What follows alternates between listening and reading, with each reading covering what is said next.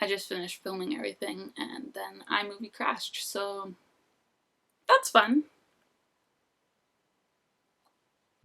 Okay, so I guess we're gonna try this again considering everything just got deleted or crashed or whatever, so that was fun. Anyways, so hello everyone. I took a little break from making vlogs. There wasn't like a big overlying reason for this. There was a lot of little reasons, I guess. There was just a lot more important things kind of going on in the world that I think required people's focus. Not that I have like a huge platform or anything like that, but I don't know. It just didn't feel appropriate to me to be making vlogs while lots of other really important stuff was going on that definitely needed people's attention. And so yeah, and then also I just really wasn't that motivated to make vlogs. Once I've been kind of untethered from things and structure, I tend to not be motivated to do stuff. My life is like very routine, right? As many athletes I'm sure can relate to. It's very, very structured, and busy people get things done, and so when I'm not busy, I don't really get a lot done. So I wasn't very motivated, and these vlogs are supposed to be fun for me, and I want to make them, and if I'm not feeling that way, then I don't feel like I should be making them. So anyways, we're back. Here we are. Bonus year. Woohoo! So I'm gonna talk a little bit about in this vlog what I did during the pandemic and how I kind of dealt with that, and then I'm going to show you guys my plants because that took a lot of my time, and it was a hobby, I guess you could call it a hobby, that I picked up during the pandemic. I never thought that I would be one of those people that's like, look at my beautiful plants, but here we are, and yep, I'm one of those people. Oh, about this shirt though, if anybody has not seen, there we go, Bob Ross, you should definitely look up Bob Ross because just happy accidents, because he's the best. Was taken far too soon from us. He's a beautiful human being, and during the time getting ready for Olympic trials, I, in the past as well, have just not been able, I'd get stressed out, right, like you would, and so I don't sleep very well, and so one of the things that I would do to help me fall asleep was put on some Bob Ross, and he would just lull me to bed, which was great. So if anybody has not seen Bob Ross or watched any of his painting videos and you need something to cheer you up, watch them Bob Ross. It's some good stuff. Don't mind Mr. Link here in the bath. What a cutie pie. Anyways, so during this time, unprecedented time if you want to call it, in March, like, everything got shut down, right? So we were getting ready to leave for Olympic trials. I think we were 10 days out of either leaving or when I was racing. I can't really remember now. It feels like it was so long ago, which it kind of was. But anyway, we were basically ready to go.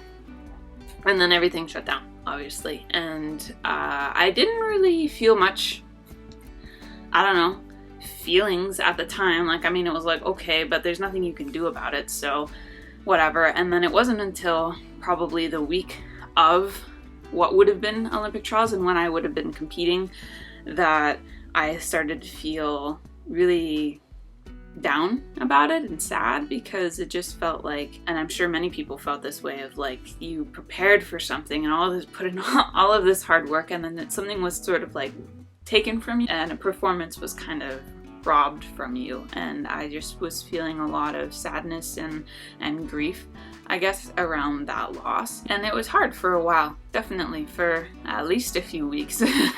And I worked very closely with my mental performance consultant for quite some time to kind of not feel better about it, but just acknowledge that this is what I'm feeling.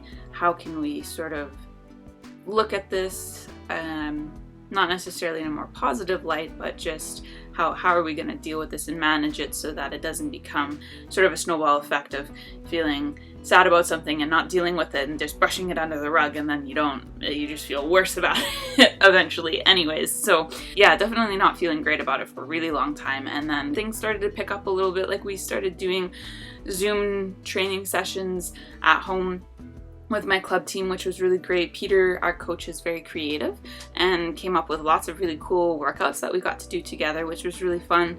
Even though it was through Zoom and not in person, it was still really cool to do those kinds of things. Like, I've never been a big, like, yay, let's go swimming type of person. If you know me, you know that I'm not like, yeah, all gung-ho about swimming all the time. And so it was nice to do stuff on dry land that I didn't have to get into a pool for or get into a bathing suit for. So it was nice to just do something different. And then we moved from sort of dryland stuff at home, and then when it was safe, we moved to, there's a stadium, an outdoor stadium in Lethbridge. There's not many, but there's one close to where I live, and we started doing some things outside in a group, which was really nice to actually have some, you know, human interaction for once after a very long time of being stuck inside. So that was really fun. And luckily, one of the people that I go to for treatment, their family, they have a like in-ground nice pool in their backyard, and they let me very generously come and swim in their pool in their backyard a lot, and for many weeks. And it was super, super nice of them. It's like a 10-meter pool in length about, so a really nice sized outdoor pool to have in your backyard for sure. And it was really deep in one end too and everything, so it was nice to kind of transition to that instead of a full 25-meter pool, honestly, because, you know, after not swimming for as long as we did, which was the longest time I've ever not swum ever since I was probably 12 or something like that, so in a really long time. And so it was nice to just start doing that. And then we, as a club, then when the pools opened, we did sort of a little mini 2-week training camp where we were at the university training for 2 weeks. Our sessions, we did like 5 sessions a week for an hour, so that was also really nice because it wasn't like a full 2 hours again. Also during those weeks I added in going to the weight room. So just sort of slowly progressed, and I really like that because I don't think it's, I don't know, I used to go from like a break 0 to 100 and do everything all at once, and I don't know, I think that it's kind of a breeding ground for injury, and not like, it's a lot to take on mentally, and it's just not something that I really want to deal with anymore as an athlete. I feel like I've done that a lot in the past, and it's a hardship that I don't really feel like I need to go through right now. And so it was really nice to kind of progress instead of going 0 to 1,000 or whatever. And then next week, we're on a break right now because we have to refresh the cohort or whatever that means. I don't know. I just do what I'm told. We're going to start training again next week with the university team, and the kids are back in school and stuff like that, so they're going to start training, and we're all going to start training again as a group next week, and everything's going to start up again. Woo! That's kind of the progression of how things went. Yeah, definitely was a roller coaster of emotion, of feeling lots of different kinds of feelings, really down in the trenches of feeling sad about stuff for quite a few weeks, even a couple months, honestly. That's just what it is. Like, yeah, I don't know, you kind of have to feel those things. I don't think that it's a bad thing to feel sad about something that you've lost. It's all good. And during the pandemic, like, I tried to fill my time with stuff that I like. Mainly what I did was that I planted lots of things. It all started outside. I have a little greenhouse outside here in the backyard where I live right now, and my mom was like, we should plant some stuff, and I was like, you're right, we should use that, and especially now because I got lots of time on my hands. So we went and got some seeds and some tomato plants and all kinds of stuff like that, and it was so much fun. We planted beans in the ground, and so they kind of come up and like vine their way up stuff, so that was really fun. And it's just so cool to see plants, like especially when they bear vegetables and fruits, how there's like some kind of flower and then a little vegetable appears or a little fruit appears or whatever. It's really cool to see, and there's just like a mini version of whatever, and then it grows, and it's super, super cool. And I got some different kinds of pepper plants, and the same thing, like this little flower and then a little pepper sort of comes through, and the tomatoes as well. No, like, I don't like tomatoes, you guys probably know that, but the tomato plants were my mom's idea. I was just the caretaker of them, and then the fruit went, or vegetable, whatever tomato is, went to my parents because that just ain't my bag. Maybe I'll put some pictures in right now.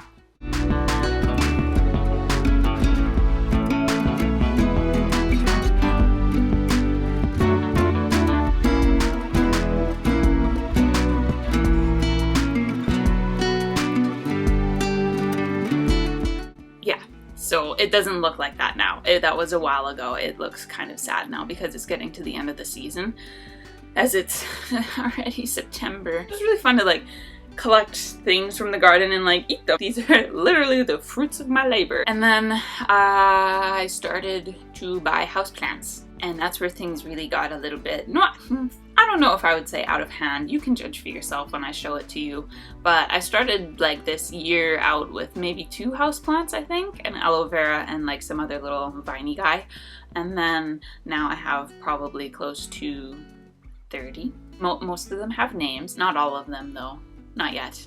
I'm making them little name tags so that it's with like little information inside so that you can tell like how much to water them, because I forget. I have no idea how to take care of plants, and there's so many of them that I forget who needs what, how much water, how much light, whatever.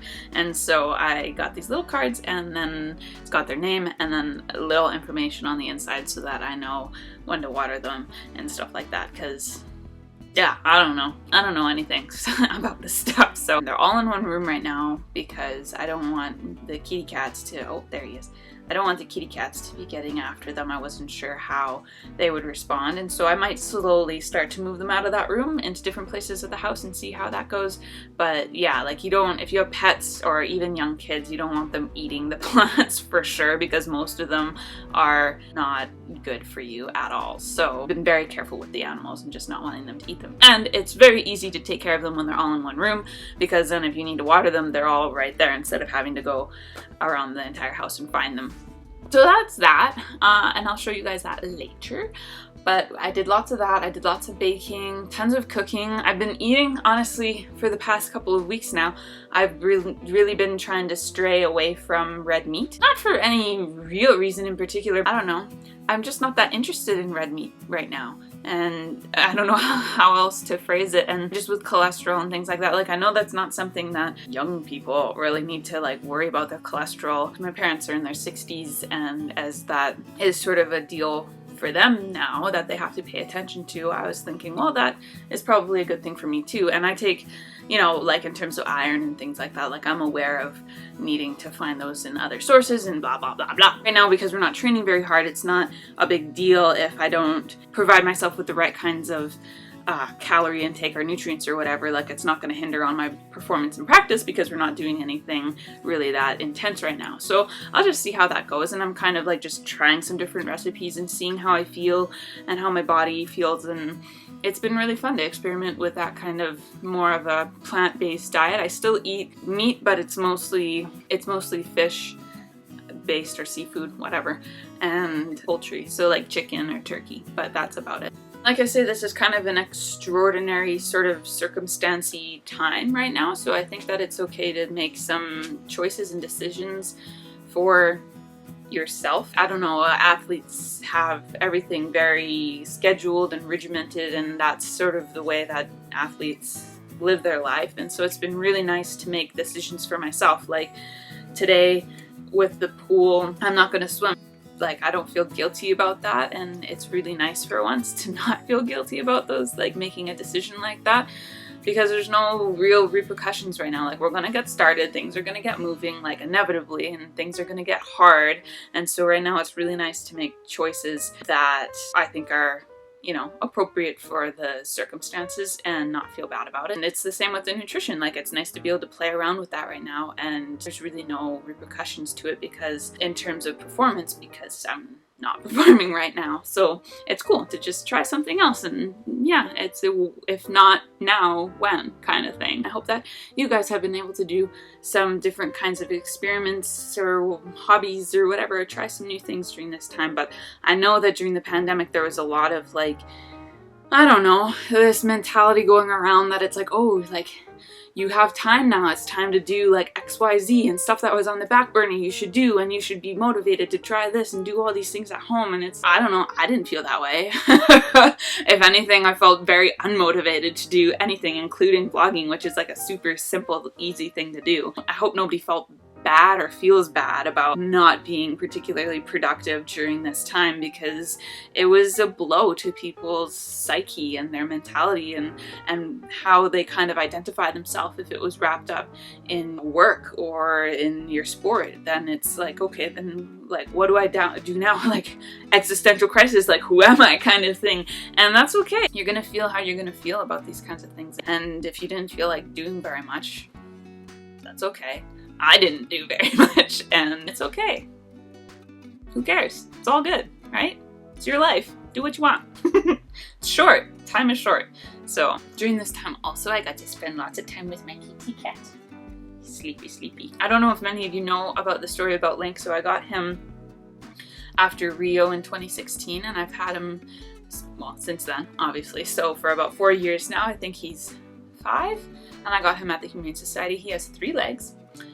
He's missing his back right leg? Yes, back right leg. I sometimes forget. When they found him on the street or whatever, his back leg was kind of mangled and stuff. They didn't really tell me why, what they thought happened. Maybe he was hit by a car, maybe he got stuck in something. I have no idea. So anyway, they did that. He also has a chip in one of his teeth on the same side, his like canine or whatever. So yeah, the poor guy living on the street, busted up leg, messed up tooth. Probably wasn't all that easy. He's a black cat, and black cats are also not adopted very much. People aren't that interested in black cats, I guess, because there's sort of a stigma around them being bad luck.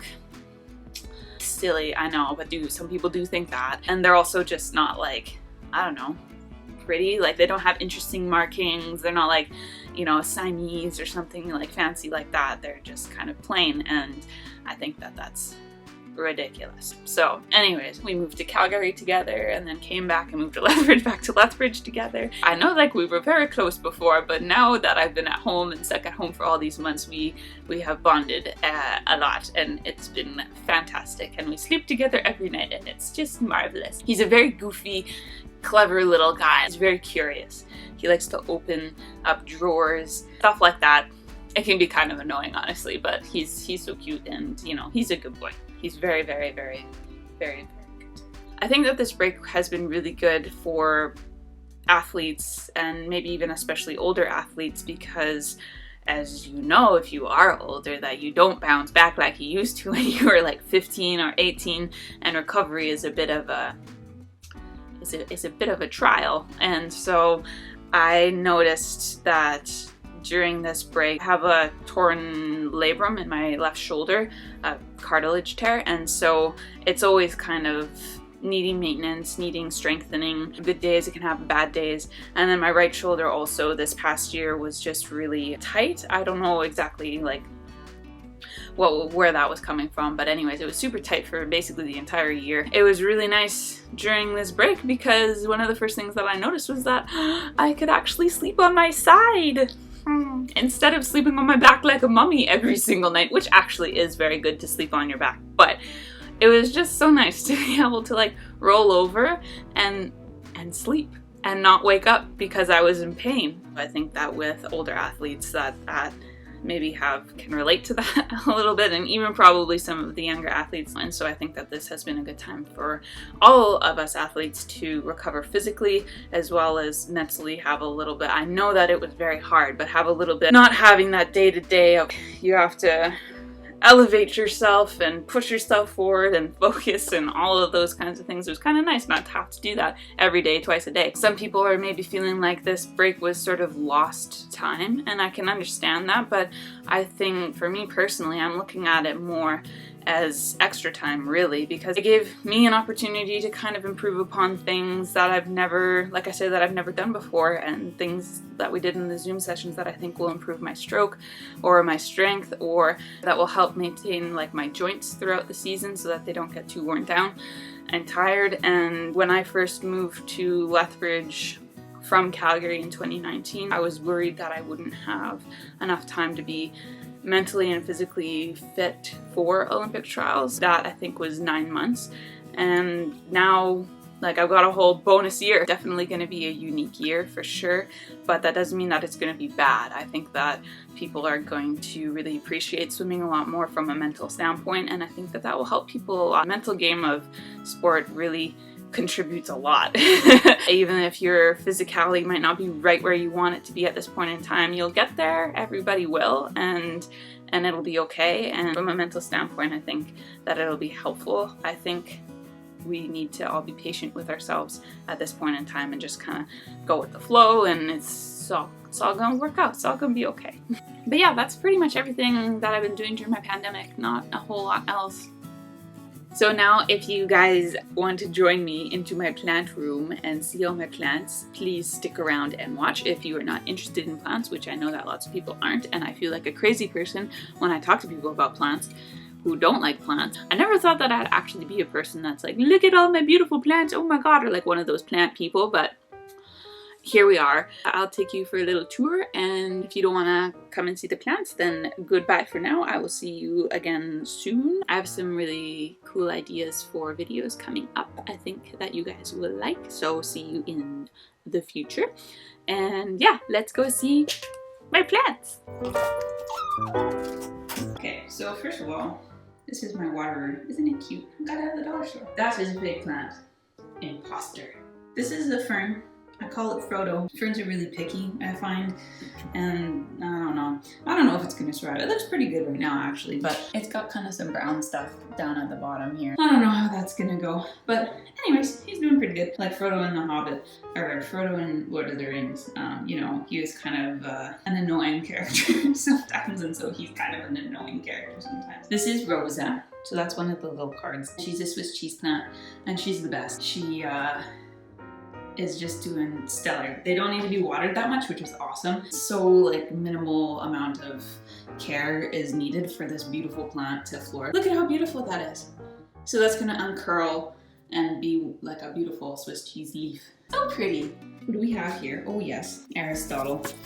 He's a Dieffenbachia? I don't know how to pronounce that, but anyway, it's Aristotle. This is a really nice houseplant as well. Super low maintenance. This is just a new leaf that's uncurling as well, and doesn't need a whole lot of water. Not too picky about sunlight either, so that's really nice, whereas ferns are pretty picky about sun and humidity. This, I don't know what the heck this is. I call it Scriggles. He doesn't have a name tag yet, but anyways, he was doing like pretty crappy at the start, and you can see like some of that brown, and I think it was too much sun, so I moved him behind Aristotle and Rosa, and he's doing much, much better now. I have no idea what kind of plant this is, so if you can help me out with that, that'd be sweet. Another fern. They like shade, and they like ferns again are like, they're picky, okay?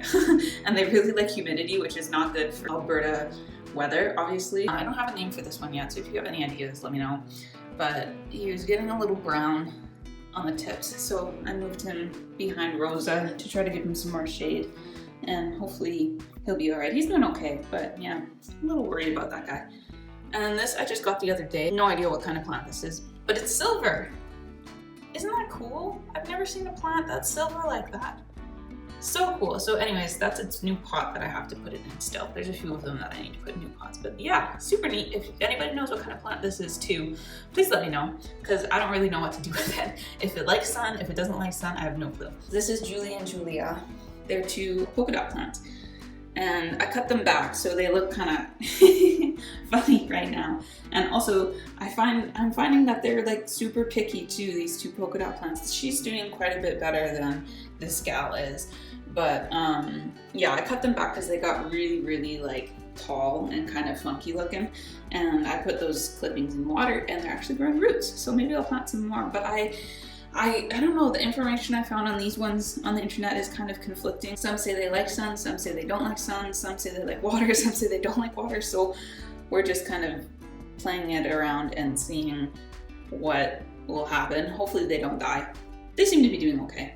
Anyways, look at how cute that is. Aww. And then this is a snake plant.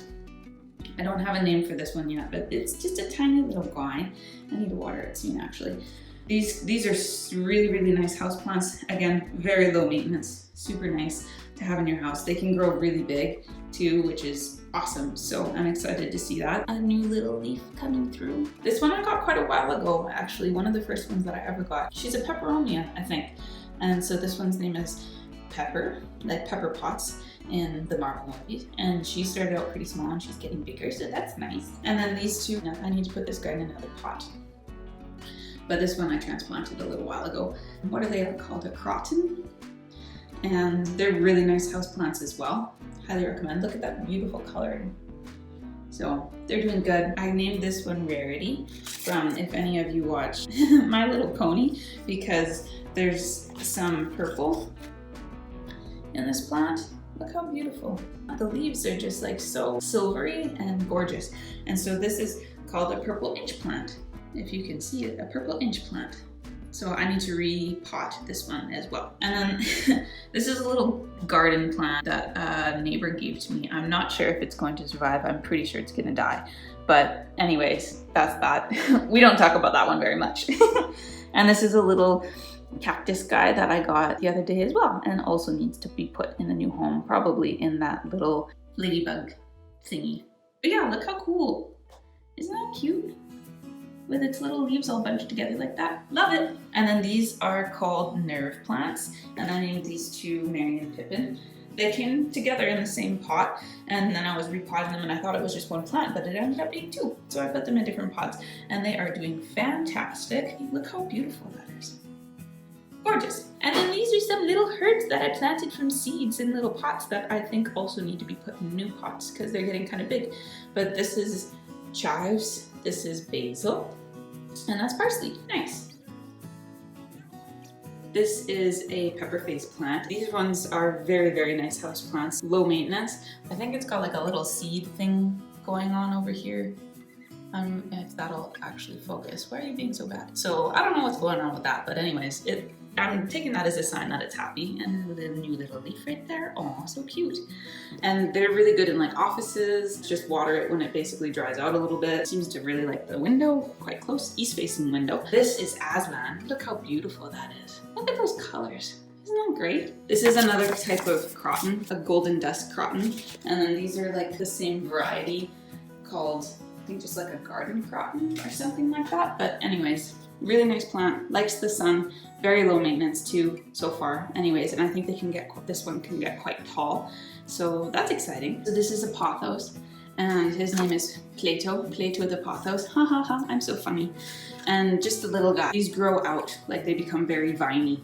And I'm very excited for when it gets bigger and he can start to vine his way through life. Also, these are very, very low maintenance too. They just need some like sunlight, likes the sun, and just water it when it gets dry. Done, no problem. Easy peasy. This is the polka dot plant that I put into some water and you can see the roots are coming through. So I will probably put that in a new pot soon. Very exciting. I did that the same with the darker one, but again, doesn't seem to be doing quite as well. Little droopy and sad looking, but some of them have a little bit of roots, so hopefully we'll get a couple out of that. Moving on. This is called a Chinese evergreen. Lovely, lovely plant. It grows quite slowly, I find. I'm not sure if that's maybe because it's getting the proper amount of care that it needs. It has a new little shoot back there, so very excited about that. It's growing a little bit slower than the other ones, but yeah, very nice plant, very beautiful. And this guy, really nice plant. I don't know what kind of plant this is, so if anybody knows, please let me know. But it has been really easy to take care of. It's just in the sunlight and you just water it when it gets dry again, and it seems to be doing very, very well. It's growing very fast and seems to be really happy. Oh, and I almost forgot, a little fiddle leaf under the desk because they don't like light, so I'm putting him in the shade under here, and I'm gonna replant him in this pot. I got him like a day ago or 2 days ago, and I kind of forget that he's under there, but we'll get him in a nice new pot, and then maybe that'll be one of the ones that I move out into the world of the rest of the house because they get quite big from what I understand, which is very exciting because look how cute and tiny it is now. I think I'm gonna name this guy Finnegan. Finnegan the fiddle leaf. Isn't that beautiful? Look how shiny. Just gorgeous. Those are my plants in my plant room. All doing their thing. I think generally, on the whole, they seem to be doing well. If anybody has any tips or tricks for any of the plants that I've shown you, I would very much like to know. This is an east-facing window, and so if any of them you think need more light or less light, please tell me, because I'm new to this and don't really know what I'm doing other than what I look up on the internet. So if anybody has any good advice, please let me know. And that's everything. I hope you guys enjoyed this video, and I'll be back again soon. Have a lovely day. Bye.